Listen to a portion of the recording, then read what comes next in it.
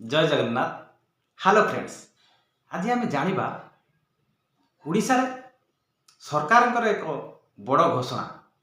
जो घोषणा कि जो ग्राम रे प्राइमरी अपर प्राइमरी एवं सेकेंडरी स्कूल नाही सेठारे आमे ताहा सबू खोली पारिबा।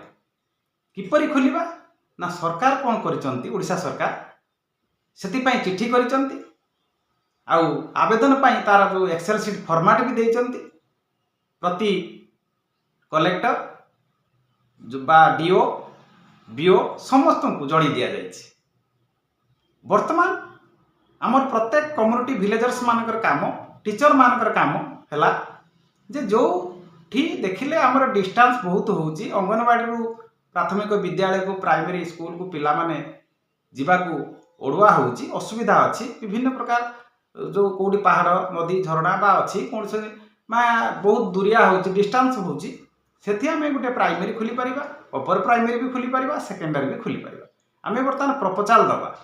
सरकार जो निर्देशनामा देइचंती, चिठीटी करिचंती, आमे प्रपोजल दबा। से प्रपोजल अनुसार सरकार देखिबे कोउठी केउ जगह रे एही सब विद्यालय स्कूल खोला जाई पारिबो।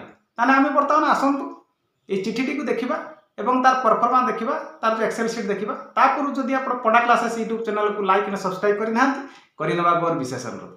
आसंतु ताहले ए चिठीटी देखिबा। देखंतु ए चिठीटी जेहेतु मयूरभंज जिला पाई तेणु अलका जिला पाई मध्य समस्त जिला पाई 30 जिला पाई चिठीटी हेउथुबो से भली समस्त करिथिबे। आपण देखंतु डिस्ट्रिक्ट प्रोजेक्ट ऑफिस समर शिक्षा मयूरभंज 662 लेटर नंबर 12/2/2026 रे हेइछि। तेणु ए चिठीटी होउछि आपण सबटु बड़ कथा होउछि कहा को समस्त ब्लॉक एजुकेशन ऑफिसर मान को किंतु रेफरेंस नंबर टी आपन देखंतु जानि परिबे स्टेट कथा। स्टेट कौन चाहूँगी रेफरेंस देखि दियंतु। Letter from the SPD OSEPA letter number 13689 देखि दियं। डेट होउछि 24/2025 रे हिछि, 9/2026 रे हिछि। पुणी लेटर नंबर 5993 26/2025 रे। एई जो रेफरेंस 1 2 3 रहिछि एटी से कहा जाउछि जे जोठी पिला माने असुविधा रे अछंती बा जिबा स्कूल अंगनवाड़ी रु प्राइमरी दूरिया होउछि बा प्राइमरी रु अपर प्राइमरी दूरिया होउछि बा अपर प्राइमरी रु सेकेंडरी दूरिया होउछि, कोन से असुविधा अछि। तेणु सेथि पई से new upper primary new secondary खुली हबो। आपण माने देखंतु सेही अनुसार ए प्रपोजल तुरंत दवा पई कुआ जाइछि। आपण ए लक्ष्य करंतु। Submission of proposal 1 number opening new primary school prescribed format आचेट से जो फॉर्मेट दिया जाइछि से अनुसार आपण ए करिवे। सेमिति submission of proposal opening new upper primary school से फॉर्मेट रे देबे। पुणी submission of proposal opening secondary school ये जो सेकेंडरी स्कूल पई मध्य आपण देई परिबे। देखंतु प्रेस्क्राइब फॉर्मेट मध्य दिया जाइछि।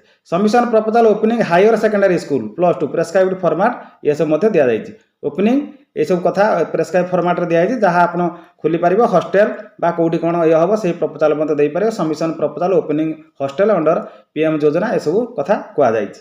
प्राइमरी अपर प्राइमरी सेकेंडरी ये सब कथा अछि। आपण देखंतु भलसे देखिकी ये सब देखंतु सिग्नेचर मध्य अछि। मेमो नंबर हेछि आपनकर ब्लॉक रे सब कॉपी करा जाइछि। सब ब्लॉक माने आपनकर सीआरसी मान सब कॉपी हेछि।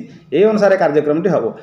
आमे वर्तमान फॉर्मेट टी देखिबा। ए फॉर्मेट देखंतु जो फॉर्मेट रे लेखा हेछि आपनकर देखंतु information proposal for new upper primary बा स्कूल बा सेकेंडरी बा विभिन्न प्रकार अछि।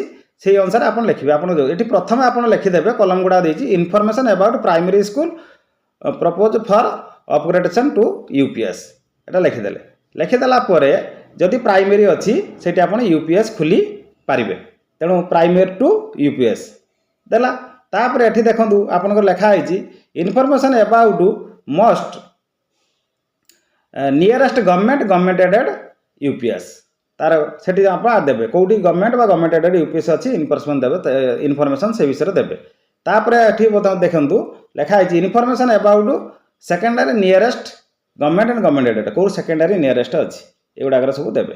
ये जो फॉर्मेट टी देखंतु से फॉर्मेट अनुसार आपण ये सब फिलअप करके देवे। आपण सीआरसी मान देवे, सीआरसी बीओ मान देवे। से अनुसार कार्यक्रम टी चलो। बहुत बहुत धन्यवाद। जय जगन्नाथ। नमस्कार।